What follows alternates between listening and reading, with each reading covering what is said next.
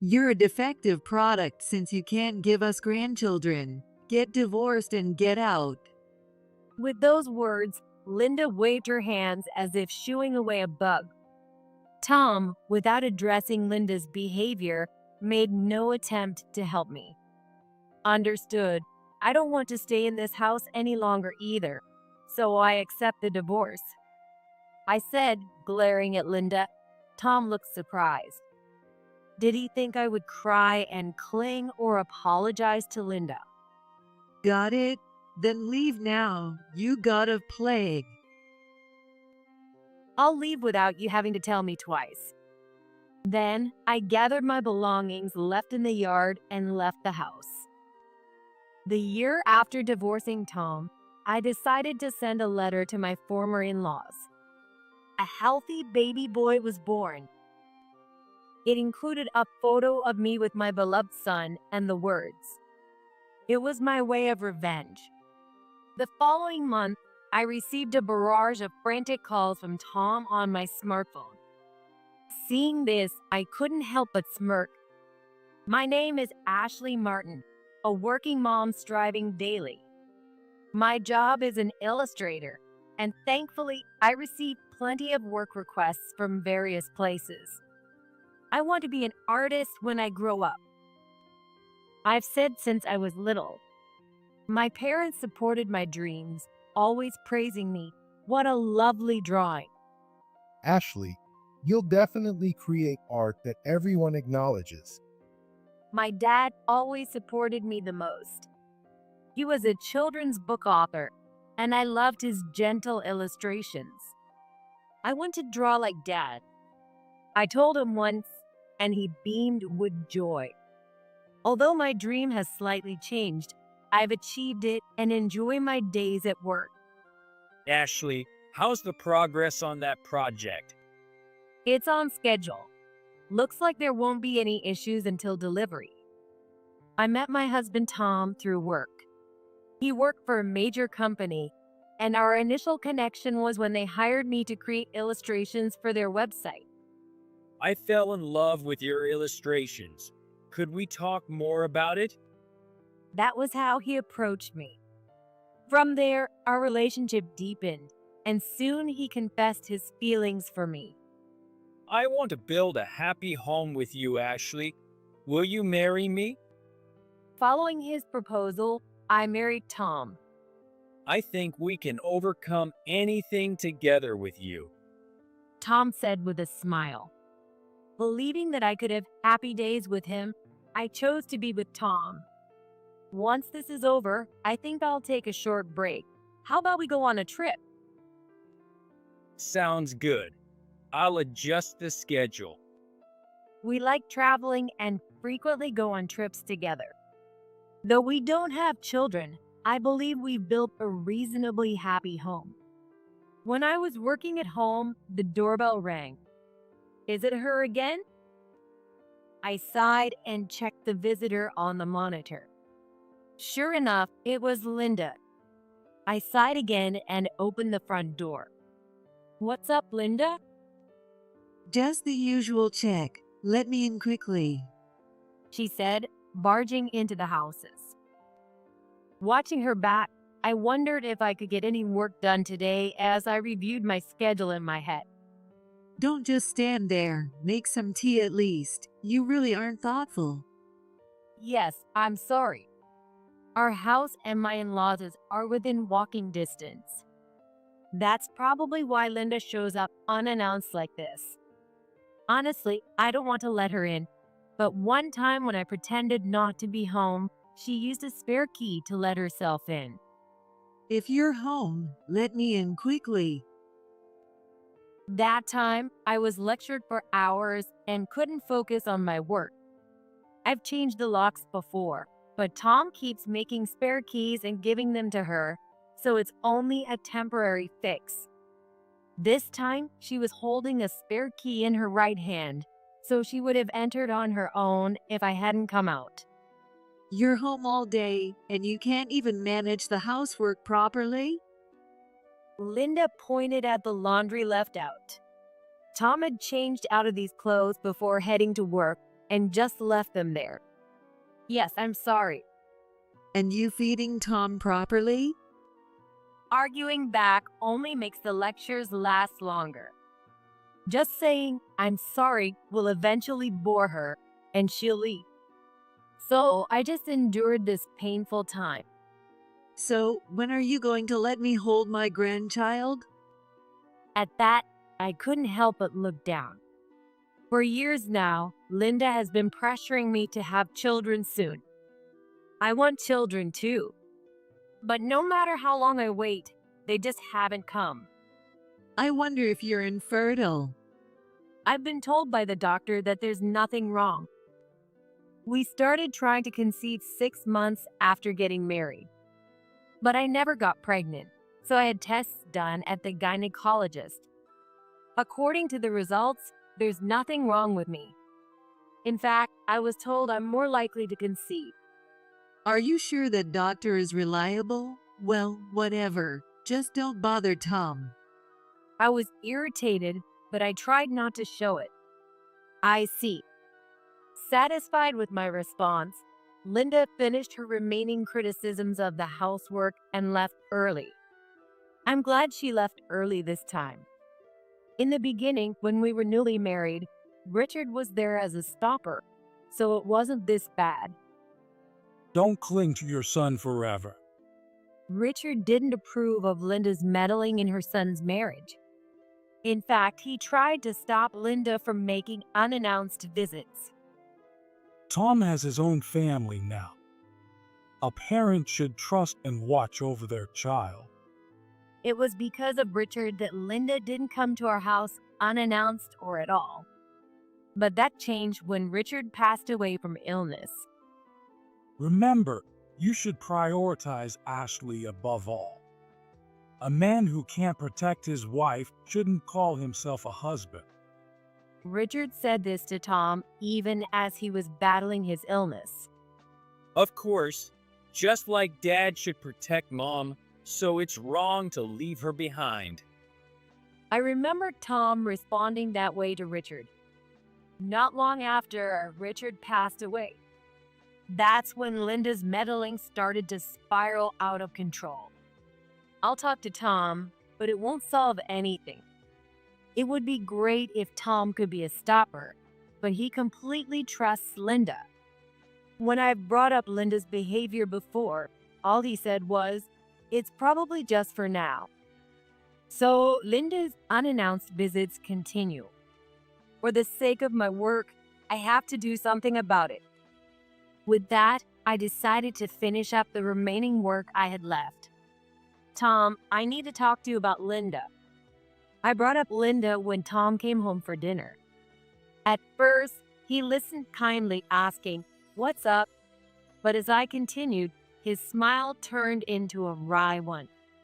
It can't be helped. Mom is just worried about me. If she's worried about you, she should come when you're here, right?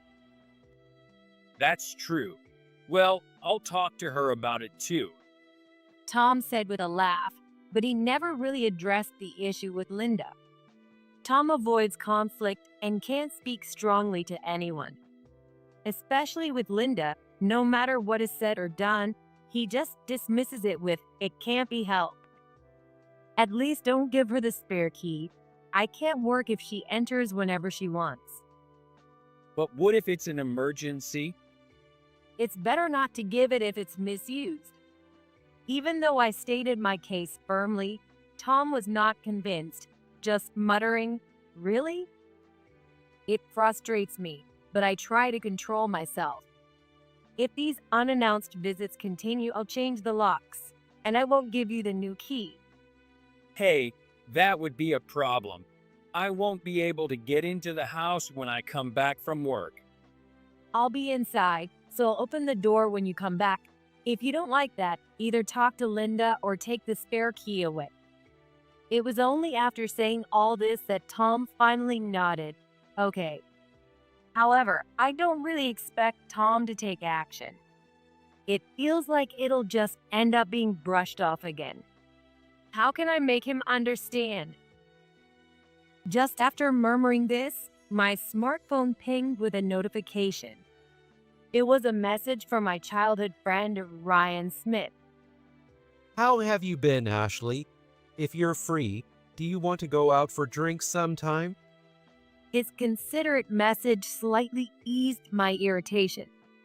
Ryan and I lived in the same neighborhood and used to play together all the time without worrying about each other's schedules. But now we check each other's availability.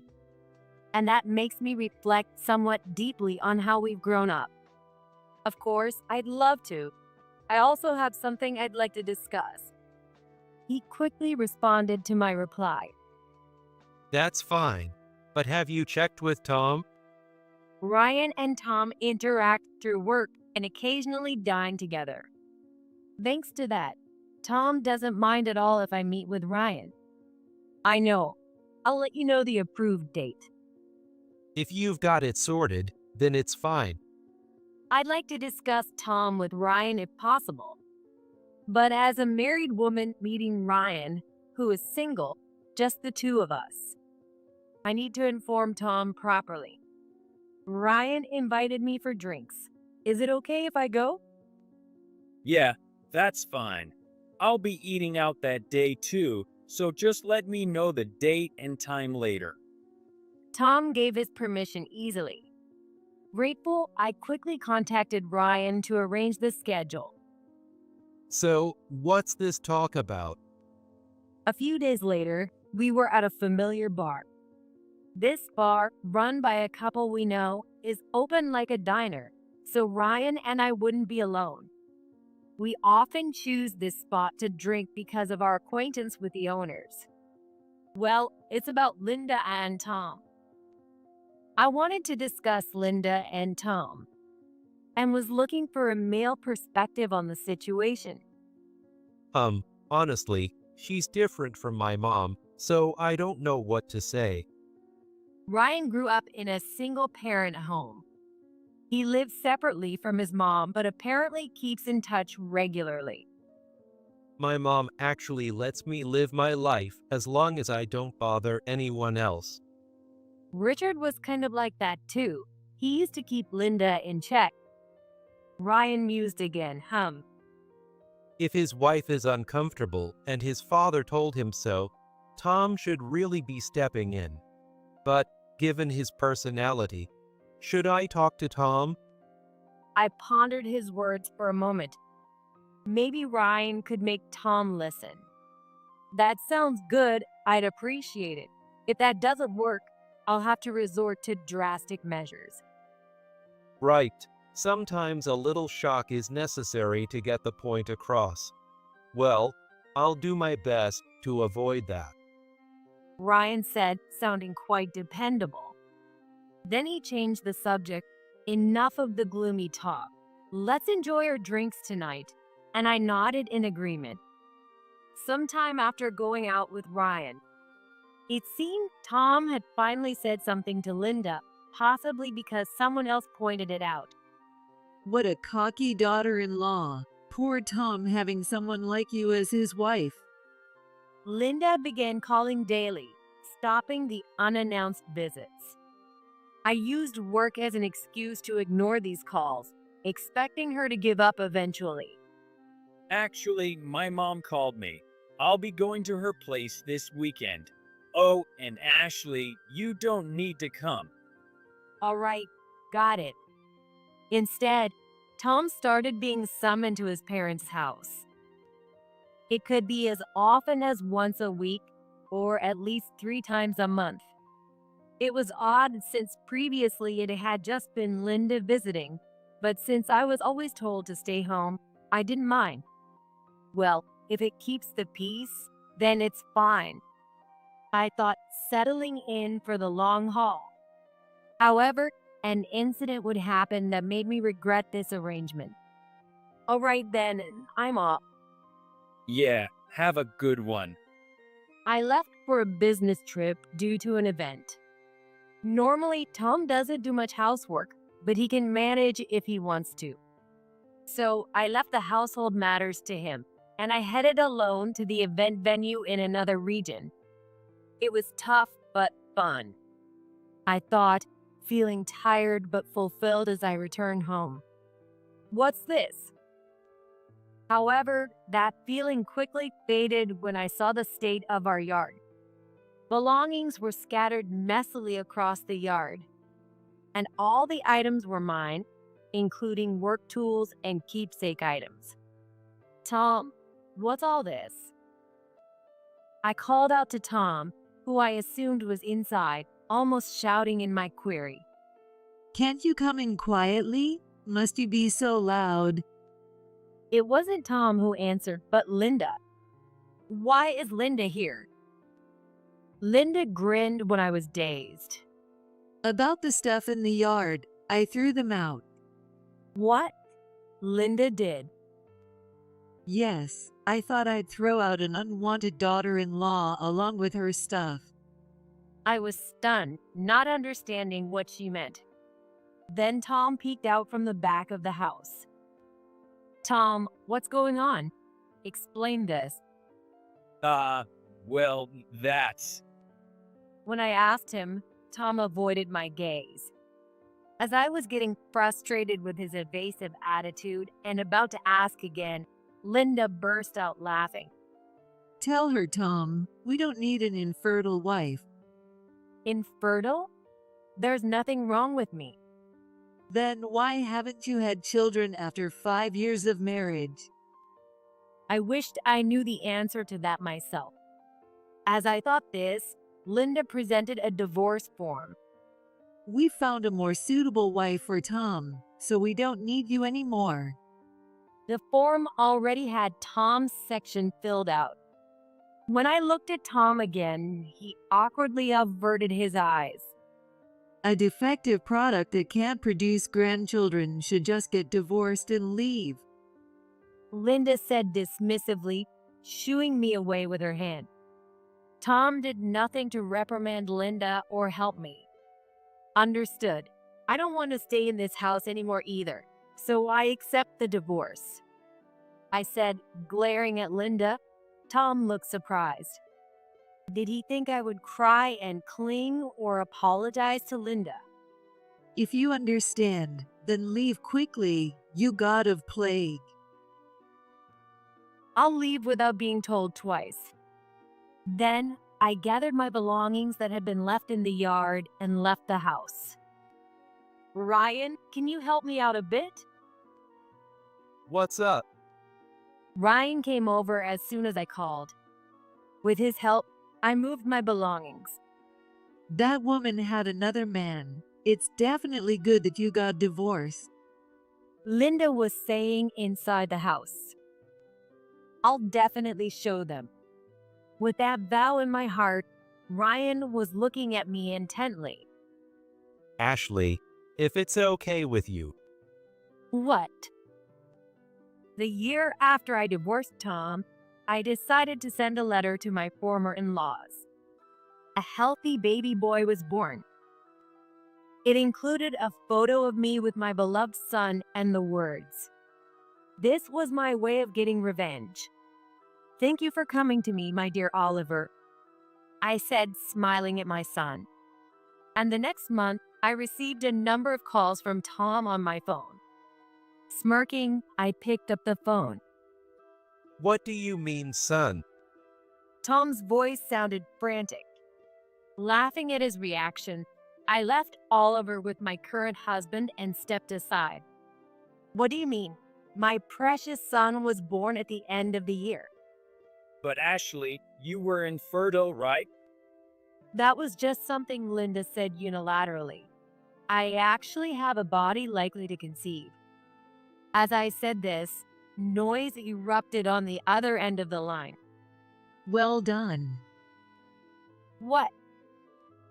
Unwillingly hearing Linda's voice, I couldn't help but speak in a low tone. Oblivious to my reaction, Linda excitedly began to talk. That child is Tom's son, right? And a boy at that. You're welcome to come back then. Apparently, Linda still hadn't realized the truth. I might as well tell her myself then. You seem to be under a misconception, but that child isn't Tom's by blood. Don't lie. You probably haven't found anyone else anyway. You're still alone, aren't you? If the child is with you, we might consider taking you back into the family. The thing is, Tom is the infertile one. I cut Linda off to tell the truth. Her voice halted abruptly. What? Tom is infertile? Yes, that's why we couldn't have children when we were together. Actually, there was one time I managed to persuade Tom to undergo fertility testing with me. The results had come in before our divorce, but in all the chaos, I had forgotten to check them. But when I got pregnant, I checked those results. It turned out it would be best to give up on natural conception with Tom. That's a lie. Her precious son turned out to be infertile, and because of him, she couldn't have grandchildren. This fact seemed to be quite a shock to Linda. She could say nothing, but it's a lie. But then whose child is the one on the letter? He's my son. Any complaints? Just then, a voice came from behind, and my phone was snatched from my hand. Turning around, I saw Ryan smiling brightly. Tom, I can't thank you enough. Because you let go of Ashley, I got to meet my beloved wife and son. With that, Ryan hung up the phone. Oliver has gone to sleep, and I cut in. It's okay. Thank you. I told him with a smile, and Ryan blushed slightly. Soon after, Tom contacted me again. He's really my son, isn't he? That's why I told you. Children weren't possible with you. So you were cheating with Ryan. How dare you betray me? I will never forgive you. Tom's words made me sigh in disbelief. He really had the nerve to accuse others.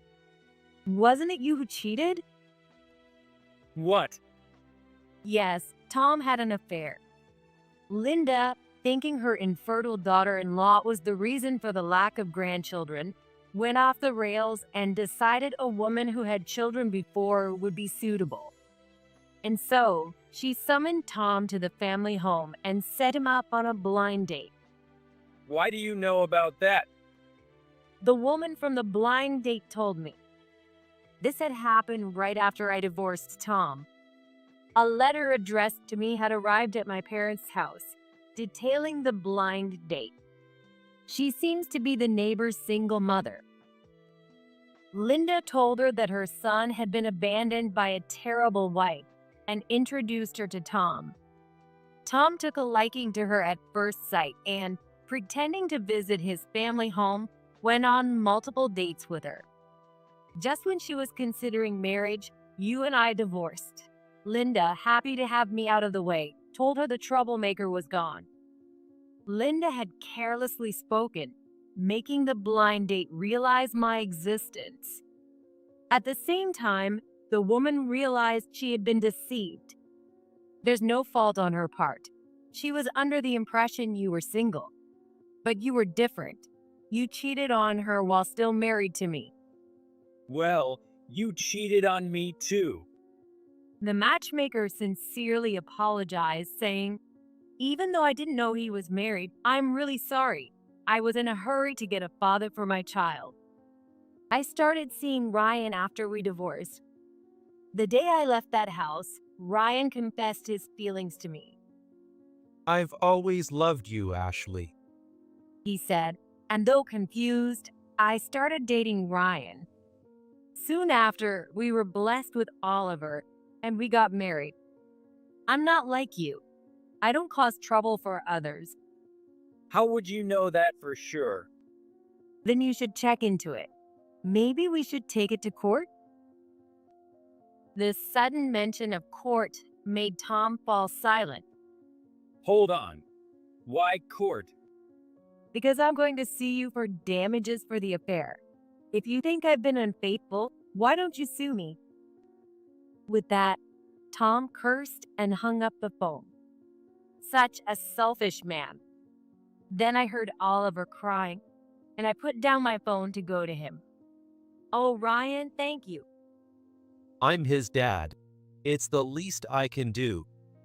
When I got to Oliver, Ryan was already holding and comforting him. I thanked him, and he smiled kindly. Ryan also works from home, and now we are both able to raise Oliver together. If I were still with Tom, we could never have raised a child together like this. Yeah, but Ashley, now that you're my wife, could you please not mention other men so much? His cute jealousy made me smile again. Oh, sorry. I'll watch Oliver. Why don't you take a break? Thank you. I'll take you up on that. Ryan said, slightly embarrassed by his own suggestion. I thanked him and decided to rest. I have to visit the lawyer tomorrow. Soon after, I filed a claim for compensation with Tom through my lawyer. Thanks to the blind date who had given us solid evidence, we were able to successfully receive compensation from Tom. Nice weather. It's a great day for a walk. That's true. One day, I was walking in the park nearby with Ryan and Oliver. I'll go buy some drinks. Thank you. As Ryan went to get drinks, I picked up Oliver. And just as I was smiling at Ryan coming toward us, Watch out. a sudden impact from behind made me fall. I instinctively protected Oliver, but he slipped from my arms. Oliver! I'm taking my son back. It's nice to finally meet my grandson. When I looked up, there was Linda holding Oliver, with Tom by her side. They started to run away with him. Wait. Stay out of the way. Ryan chased after them as Tom tried to block him. As Linda escaped, I tried to stand up. Ouch! My foot hurts and I can't run. It seems I injured it when I fell. Oliver! Oliver! What are you doing? Hey, let go. Passersby who noticed our distress restrained Linda. One of the women protected Oliver, who was crying, and brought him to me. My Oliver. I'm so relieved. You and your baby should go to the hospital. While thanking her, I looked at Tom and Linda. They were already being held down, yelling, "Let go and give back my grandchild." The police have already been notified. Thank you so much. Leaving the scene to the bystanders, we headed to the hospital. It turned out I had sprained my ankle. Oliver was unharmed, just exhausted from crying. You've been through a lot. I'm sorry for the trouble, but could you tell us what happened? After that, I was questioned by the police and explained the situation to my parents, who had contacted me. Eventually, the police explained why Tom and Linda had done what they did. My mom told me to. I just followed her orders. Tom reportedly said during his interrogation. Meanwhile, Linda was yelling at the police, "I was just taking back my grandchild." It seems that after the blind date fled and word got out to relatives about me, the two of them were left without support. Linda's thinking spiraled out of control, blaming everything on me. It's all Ashley's fault. That child is really Tom's. She lied and stole my grandchild. And then to track us down and try to kidnap Oliver. What terrible people. Who would have thought it would come to this? After discussing it, we decided to move far away. Being able to work from home really helped during this time. I'll protect you two this time. I won't let them near us again. Ryan said, choosing a place with high security. Still, it would be a while before we could feel safe. But we won't let people like that defeat us. This time, I will protect Oliver thoroughly. I won't let him experience such fear again. From now on, I'll make sure Oliver can live smiling. That's the vow I made in my heart. By the way, I got a message from that woman.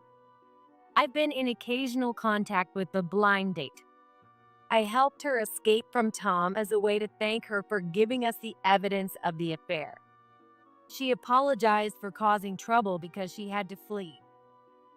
She's not to blame at all. As Ryan said, there's nothing wrong with her.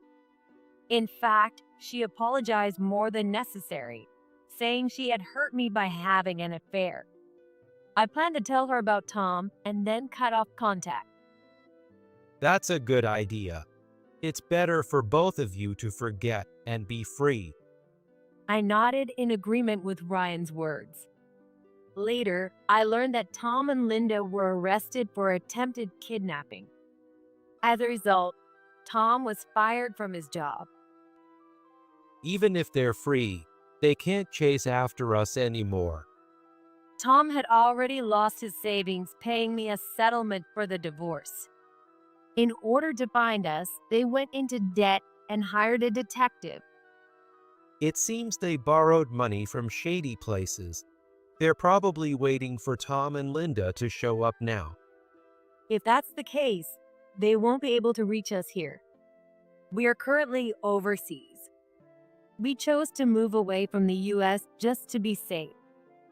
Now we can raise Oliver without worries. He said, and I nodded with a smile. It seems things turned out just as Ryan predicted for Tom and Linda. Somehow, after getting released, Tom was immediately taken away by some debt collectors. As for Linda, she was let go. But after this incident, she's been shunned by everyone around and can't find work anywhere. They had to sell their house to pay off the debts. Well, that wasn't enough, so they sold almost everything they had, and now they're living under a bridge in a cardboard box. My mom told me from the US. I smiled genuinely, relieved at the self-inflicted outcome they faced, and that we can now focus on Oliver's growth without worry. Well, I guess I'll get some work done. Ryan said, stretching. His profession is a children's book author, the same as my dad. I have to create a children's book that Oliver will enjoy too, just like John did for me. My dad doted on Ryan, who grew up without a father, and often read him the books he wrote. That inspired Ryan to become a children's book author. You will definitely create books that everyone will love. Thank you. I'll make sure it comes true. Seeing his reliable smile made my heart skip a beat. Huh? Something wrong? Nothing. I was just thinking how wonderful my husband is. Laughing, I said that, causing Ryan to blush and exclaim, "Hot." Though he's grown much taller and surpassed me in presence long ago, in moments like this, he hasn't changed since he was a child. Ryan, thank you for speaking to me that day. I should be thanking you. Honestly, I felt a bit guilty. Ryan admitted he felt guilty for taking advantage of my vulnerable state. I wondered if you could truly be happy with someone you didn't originally love.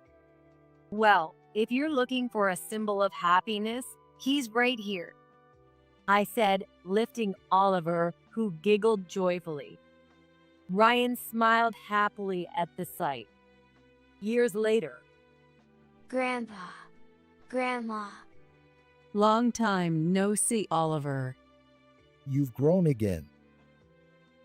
we returned to the US for a long vacation. Oliver ran up to my parents with a beaming smile, and they warmly welcomed him. By the way, I heard your book won an award. Right. Thank you. Recently, one of his books was well received and won an award. And now there are plans to make it into a movie. I can't be outdone. No way. I still can't beat John. Ryan said, laughing with my dad. Meanwhile, I have also resumed working now that Oliver has grown up. Fortunately, I still receive requests from overseas, ensuring we have a sufficient income. I won't be outdone either. I joined in the conversation, and my dad jokes, "We're all rivals here," to which Oliver added, "Me too," with a smile. Let's keep this family full of smiles and laughter. I made that vow in my heart,